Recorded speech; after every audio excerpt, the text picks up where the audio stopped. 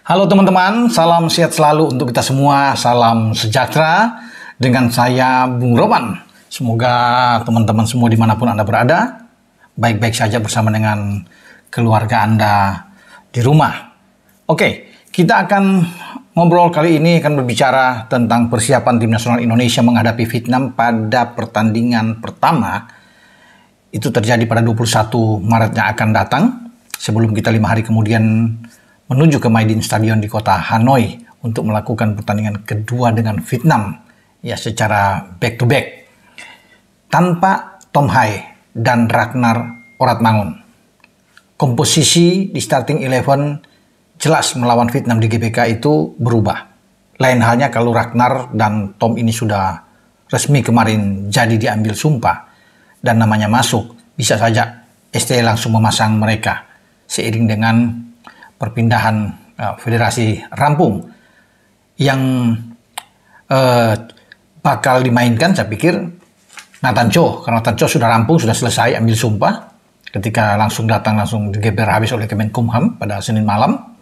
Dan debut pertama selain mereka akan diawali juga oleh seorang Jai Ises. Dan pasti Jai akan mendapat tempat di jantung pertahanan kita.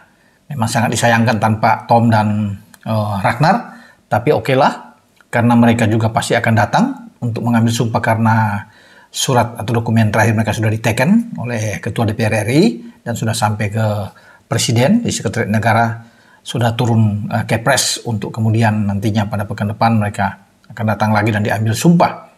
Ya, kemungkinan besar, kata Pak Ketua Umum, Pak Erick Thohir, mereka bisa bermain di pertandingan kedua di Hanoi, di Stadion Maidin menghadapi Vietnam. Oke, kita ngobrol tanpa Tom dan Ragnar, bagaimana komposisi starting 11-nya akan ditampilkan oleh Shin Tae-yong, pelatih kepala kita di saat akan menjamu The Golden Star Warriors Vietnam di GBK. Nathan sudah ada. Apakah Nathan akan langsung main di starting 11? Saya pikir tidak, menurut saya. Mungkin saja dia akan bermain di babak kedua. Karena memang dia kan masih baru bergabung. Mungkin masih akan mencari chemistry dengan permainan tim kita.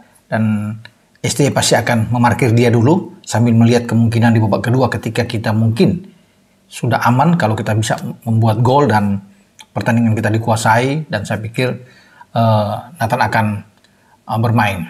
Posisi kiri, ketika Sain Patinama cedera, tidak bisa datang, ya kita masih ada punya dua. Pertama ada Arhan atau pertama Arhan dan ada Edo.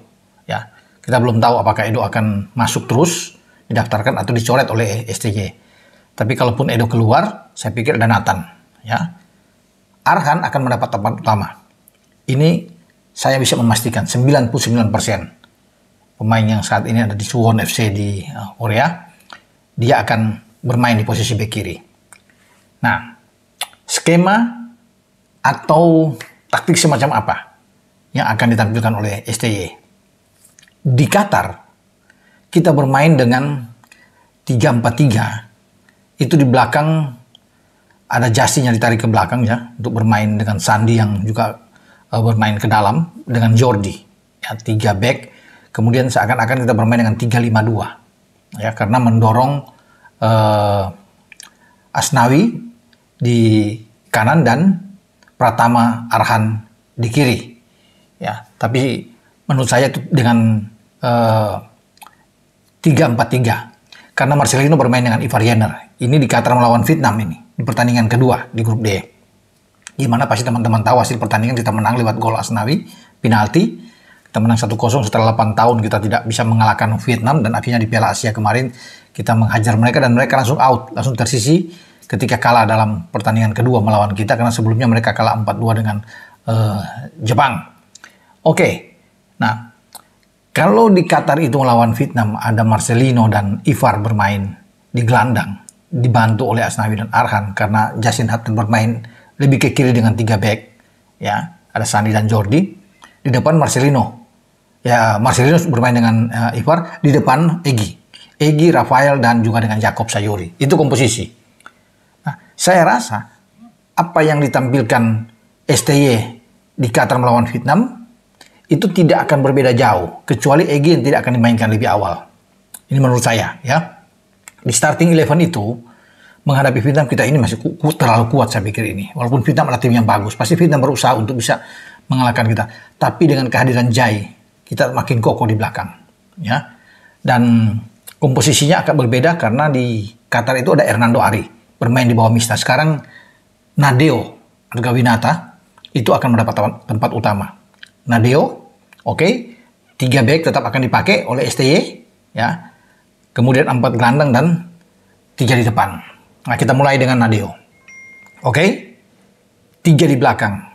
Jordi sebagai kapten ke-11, karena Asnawi tidak boleh bermain, ada akumulasi kartu, ada 2 kartu kuning, dia tidak boleh bermain 1 pertandingan.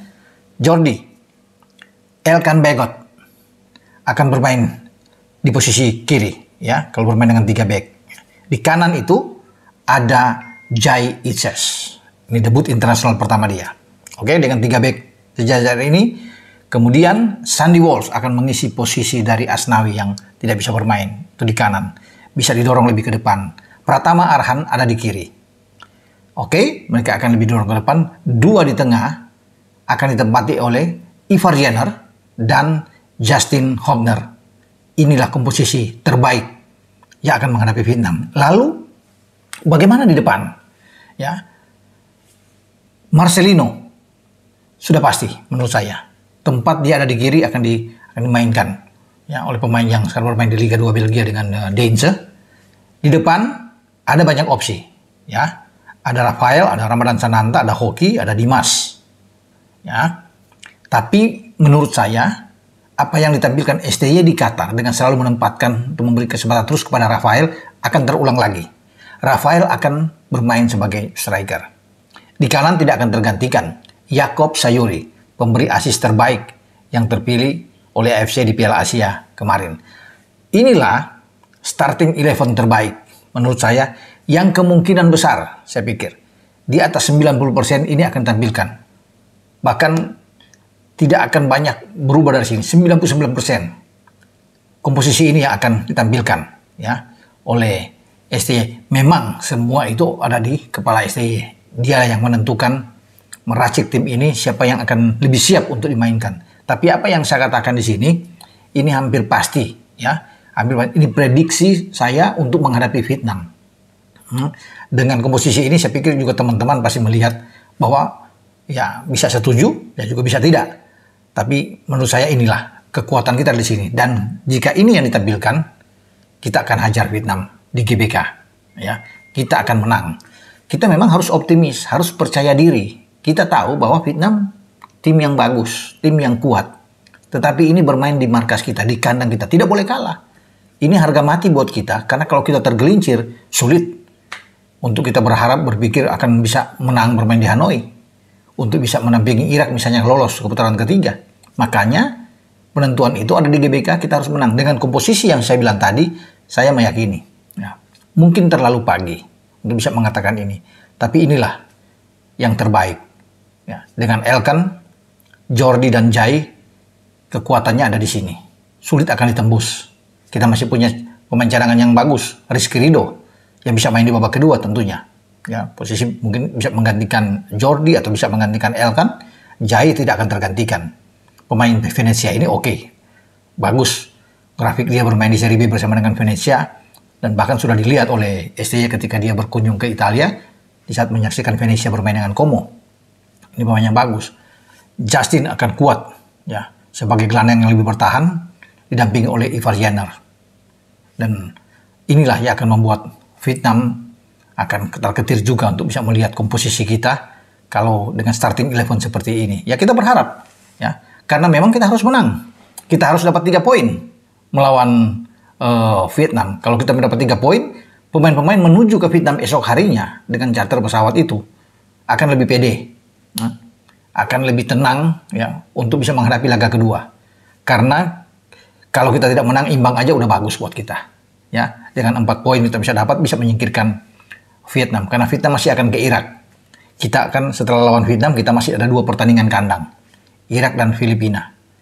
Ya, kita bisa menang melawan Irak atau Filipina, kita aman, ya. Atau katakan draw dengan Irak dan kita bisa melawan Filipina, ini kan bagus.